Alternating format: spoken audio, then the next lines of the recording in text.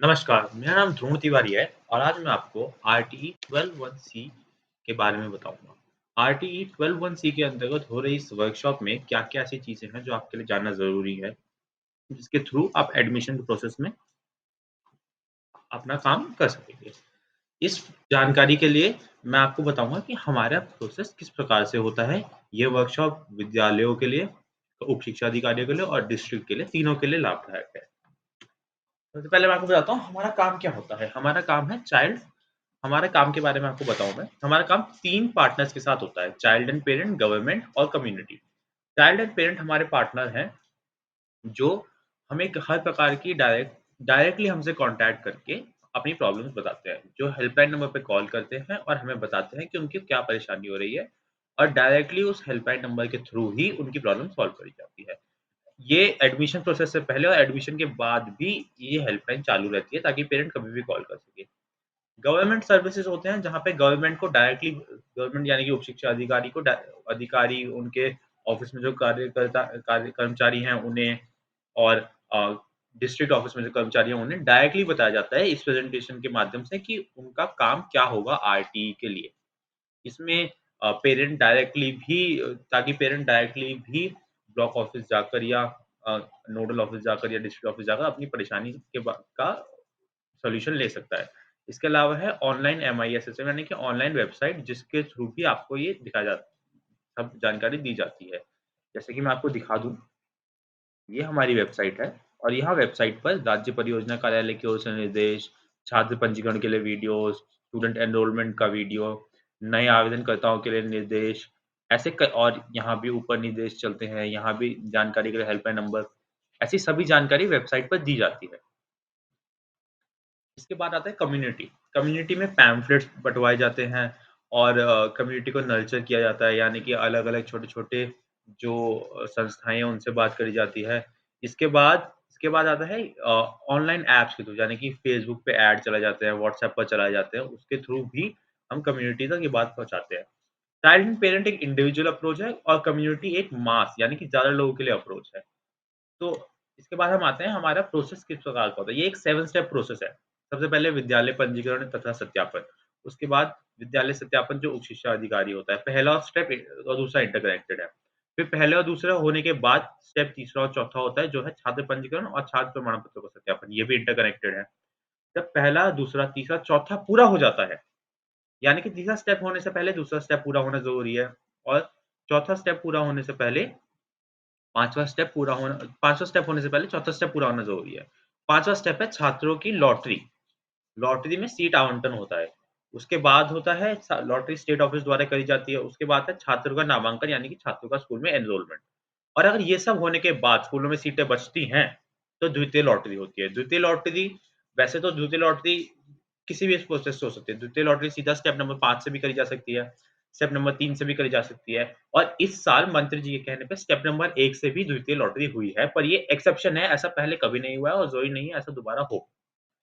इसके बाद हम आते हैं आवश्यक दस्तावेज़ यानी कि डॉक्यूमेंट जो चाहिए।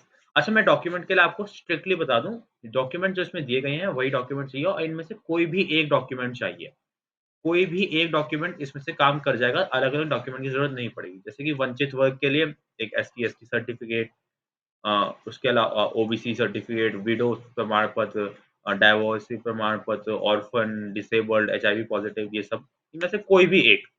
एड्रेस प्रूफ के लिए डोमिसाइल हो गया या राशन कार्ड या बैंक पासबुक या आधार कार्ड या बिजली का बिल, इनमें से भी कोई भी एक, आधार कार्ड भी कंपल्सरी नहीं है, कोई भी एक। फिर एज प्रूफ ऑफ चाइल्ड में birth certificate, anganwadi card, affidavit या एएनएम कार्ड 3, इनमें से भी कोई एक, इन 4 में से कोई एक चीज़। अब आइडेंटिटी प्रूफ ऑफ पेरेंट के लिए वोटर आईडी, आधार कार्ड या फिर पैन कार्ड, इन तीनों में से कोई एक आपको ज़रूर ध्यान रखना है, 2 डॉक्यूमेंट की ज़रूरत नहीं है, यदि पेरेंट कोई एक डॉक्यूमेंट लाके दे रहा है, तो पेरेंट को आप वेरीफाई कर दीजिए। इसके बाद आते हैं आर्थिक रूप से कमज़ोर वर्ग। इसमें आपको चाहिए 55,000 रुपए सालाना से कम का आय प्रमाण पत्र। 55,000 रुपए सालाना से कम, 55,000 भी नहीं, उससे कम। उसके अलावा या फिर बीपीएल कार्ड।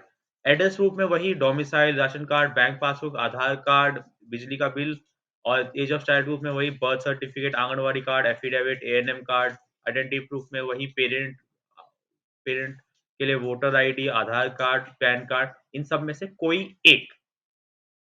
इसके बाद आता है, मैं आपको दिखाता हूँ राज्य का डैशबोर्ड क्या होता है। इस प्रकार से राज्य का डैशबोर्ड दिखता है।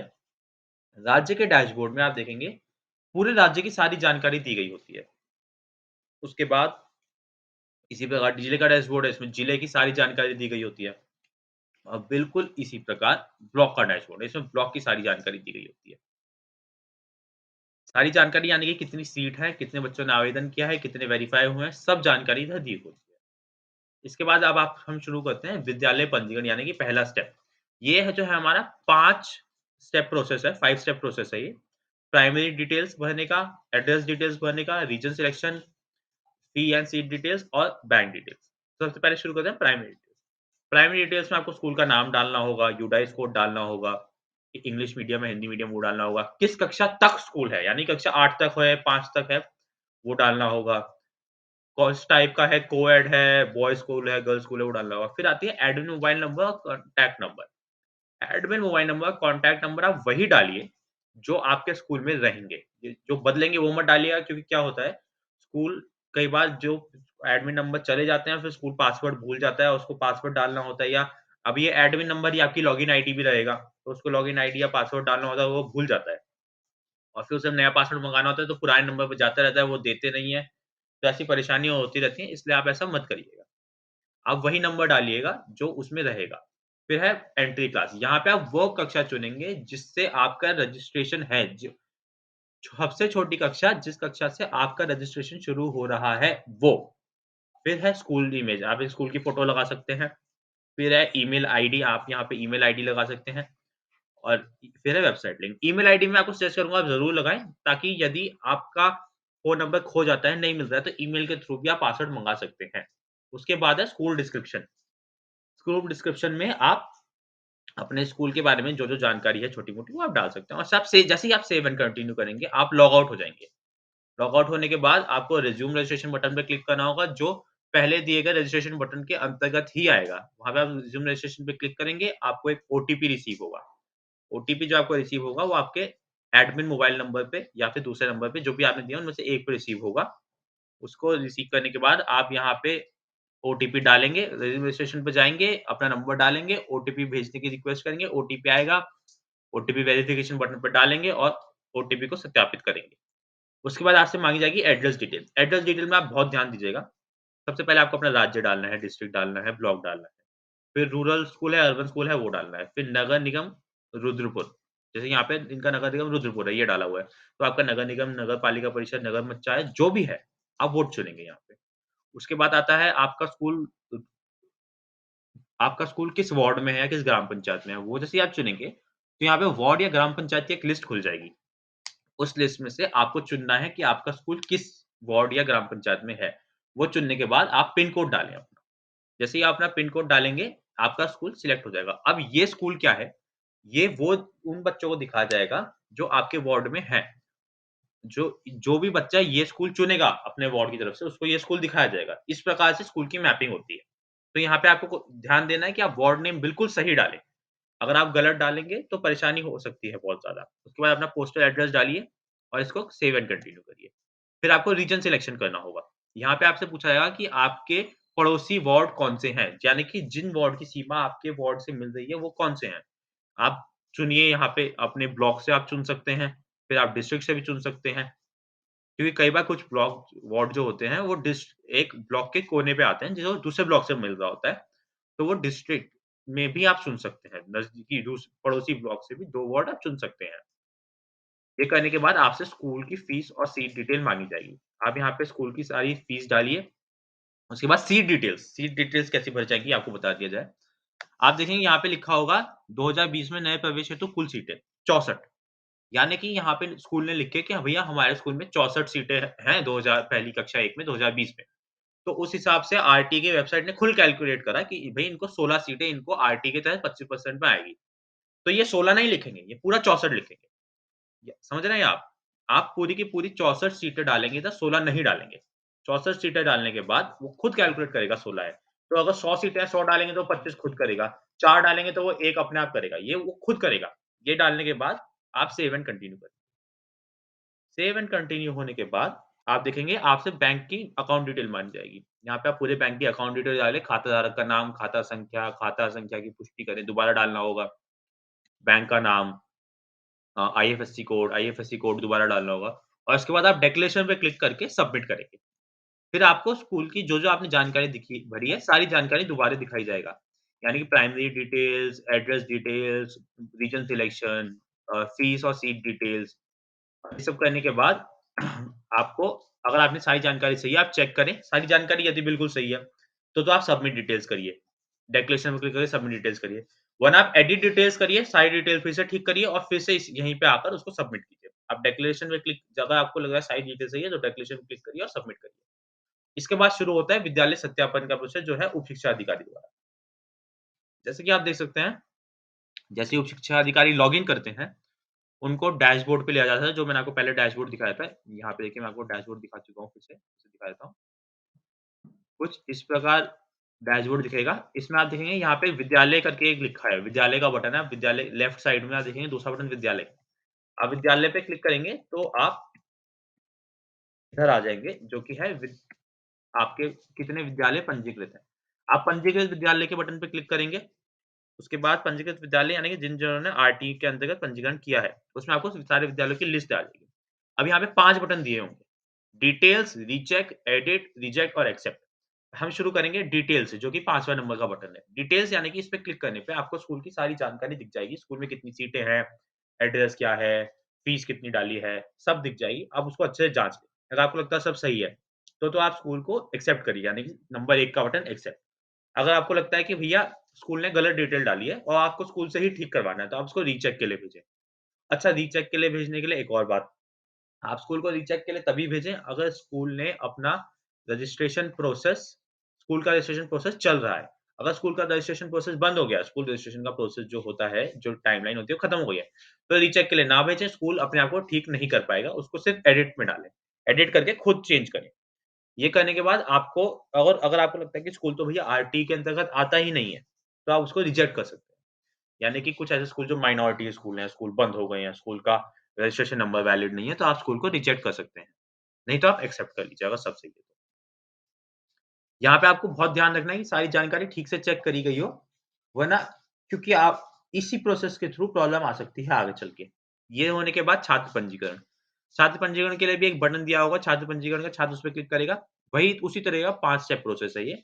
ये प्रोसेस समझाने के लिए मैं आपको दिखा दूँ, हमारी आरटीई की वेबसाइट पर जो इसको आप जा सकते हैं आरटीई उत्तराखंड आप जैसे गूगल पे सर्च करेंगे, सबसे पहले आपकी यही वेबसाइट आएगी। आप इस पर जाएँगे, आप जाते साथ देख सकते हैं छात्र पंजीकरण के लिए एक वीडियो, ये 15 मिनट का एक वीडियो है, आप ये वीडियो देखिए। सभी छात्र जो इसमें रजिस्टर करना चाहते हैं, वो भी ये वीडियो देखेंगे और उनको ये वीडियो देखकर सब समझ आ जाएगा। अभी हम वापस आते हैं प्रेज़ेंटेशन के पास। छात्र पंजीकरण के बाद आता है छात्र प्रमाण पत्रों का सत्यापन, ये ब्लॉक का काम है। तो वैसे ही प्रकार आप विद्यालय के नीचे छात्र का बटन होता है, डैशबोर्ड पे आप उस पे क्लिक करेंगे, तो आप देखेंगे सभी छात्रों के नाम यहाँ पे आ गए हैं, कुल छात्र में। आप जैसे ही छात्र के नाम पर क्लिक करते हैं, छात्र की सारी जानकारी खुल जाएगी। वो जानकारी आप छात्र के दिए गए दस्तावेज़ से मिला सकते हैं। छात्र से के दिए गए दस्तावेज़ से जैसे ही जानकारी मिलती है, आप छात्र को वेरीफ़ाई कर दीजिए। यहाँ पे आप देखेंगे जहाँ पे एक्शन है, वहाँ पे एक हरे रंग का वेरीफाई और लाल रंग का रिजेक्ट बटन दिया गया होगा। अभी इसमें ने नहीं दिया गया है क्योंकि जब ये वीडियो बनी थी, तो स्टूडेंट वेरिफिकेशन का प्रोसेस बंद हो गया था। पर यहाँ पे आपको एक्शन नीचे हरे रंग से वेरीफाई, लाल रंग से रिजेक्ट बटन दिया गया होता है। आप अगर सारी जानकारी सही है तो वेरीफाई कर दीजिए, जानकारी गलत है तो रिजेक्ट कर दीजिए। इसके बाद आप देखेंगे यदि आपने किसी बच्चे को गलती से वेरीफाई कर दिया, गलती से रिजेक्ट कर दिया, तो आप सत्यापित या अस्वीकार किए गए छात्र में जाकर उनको फिर से रिजेक्ट या वेरीफाई कर सकते हैं, अपनी गलती सुधार सकते हैं। ये करने के बाद जब आपका पूरा प्रोसेस खत्म हो जाएगा, जो कि एक टाइमलाइन के अंतर्गत हो जाना चाहिए, जो कि राज्य डायरेक्टरेट ऑफिस द्वारा दी जाएगी। एसपीडी सर यानी कि डायरेक्टर जो हैं, उनके द्वारा एक लॉटरी रन करी जाएगी।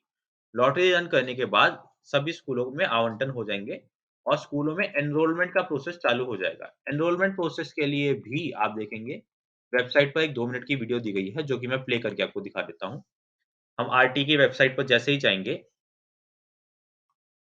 हम आरटी वेबसाइट पर जाकर लॉगिन बटन पर क्लिक करेंगे और यहाँ पर हम स्कूल लॉगिन में जाएँगे। स्कूल लॉगिन में जाने के बाद स्कूल की डिटेल्स डालेंगे। स्कूल की डिटेल्स डालने के बाद आप देखेंगे यहाँ पे स्कूल का डैशबोर्ड खुल जाएगा, जहाँ पे स्कूल की जानकारी दी गई होगी। फिर उसके बाद स्टूडेंट्स में जाएँगे, स्टूडेंट्स में जाने के बाद आप देखेंगे सब अलॉटेड स्टूडेंट्स के अंतर्गत स्टूडेंट की सारी डिटेल आ जाएँगी। इस डिटेल में हम स्टूडेंट के नाम के आगे क्लिक करेंगे, एक्शन बटन दिया गया है, एक्शन बटन पे क्लिक करेंगे, एनरोल स्टूडेंट या फिर डिसमिस स्टूडेंट, ये 2 बटन दिए गए होंगे। एनरोल स्टूडेंट आप तब करेंगे अगर बच्चा चाहता है एडमिशन लेना, आप डिसमिस तभी करेंगे अगर बच्चा आपको लिखित में दे कि मुझे स्कूल में एडमिशन नहीं लेना है, तो ही डिसमिस करेंगे आप, वरना आप एनरोल करेंगे। ये करने के बाद आपसे बच्चे की बैंक अकाउंट डिटेल्स माँगी जाएगी, आप बच्चे की बैंक अकाउंट डिटेल्स दीजिए और इसको आप वेरिफिकेशन एनरोलमेंट प्रोसेस कंप्लीट कर दीजिए। यदि आपके पास बच्चे की बैंक अकाउंट डिटेल्स नहीं है, जो कि अक्सर होता है, कई बार नहीं होती है, आप इसको प्रोसेस को स्किप भी कर सकते हैं और बैंक अकाउंट डिटेल्स आने के बाद दोबारा डाल सकते हैं। इसी के साथ मैं आप सबका इसी के साथ मैं आप सबका धन्यवाद कहूँगा और मैं आपको दिखा दूँ कि इसी प्रोसेस के थ्रू पिछले 6 डिस्ट्रिक्ट में हमारे राज्य में पिछले साल 10,000 से भी ज़्यादा एडमिशन हो चुके हैं। 16,000 से ज़्यादा रजिस्ट्रेशन आए थे, 10,000 से ज़्यादा बच्चों का एडमिशन हुआ है। और आपको दिखा दूँ इस प्रकार एक टाइमलाइन आएगी, ये तो पुरानी टाइमलाइन है, पर इस प्रकार एक टाइमलाइन आएगी जो आप सबको दे दी जाएगी। धन्यवाद।